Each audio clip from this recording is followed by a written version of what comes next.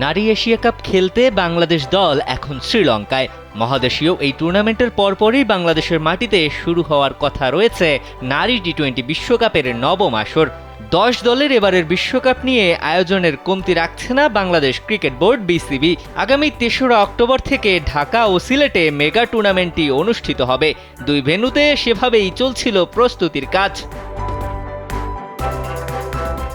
কোটা সংস্কার আন্দোলন ঘিরে দেশজুড়ে গেল কয়েকদিনের সহিংসতাকে কেন্দ্র করে সার্বিক নিরাপত্তা নিয়ে প্রশ্ন ওঠে। বাংলাদেশের পরিস্থিতি কোন দিকে মোড় নেয় সেটি পর্যবেক্ষণ করছে বলে জানিয়েছে আইসিসিও। 250-টিরও বেশি ডিজাইন অপশন নিয়ে ওয়ালটন স্মার্ট ফ্রিজ, বোঝে আপনার প্রয়োজন। সম্প্রতি শ্রীলঙ্কার কলম্বোতে আইসিসির বার্ষিক সভায় এ নিয়ে কথা বলেছেন কর্মকর্তারা।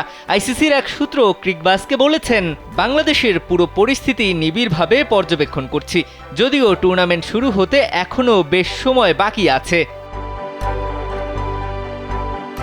এবার ঘরের মাটিতে বিশ্বকাপ আয়োজন নিয়ে আশ্বস্ত করলেন বিসিবি কর্তৃপক্ষ।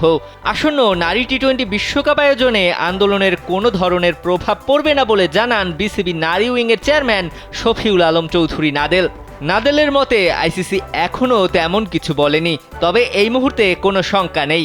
এখানে সবকিছু ঠিক আছে, সামান্যতম কোনো শঙ্কারও কারণ নেই।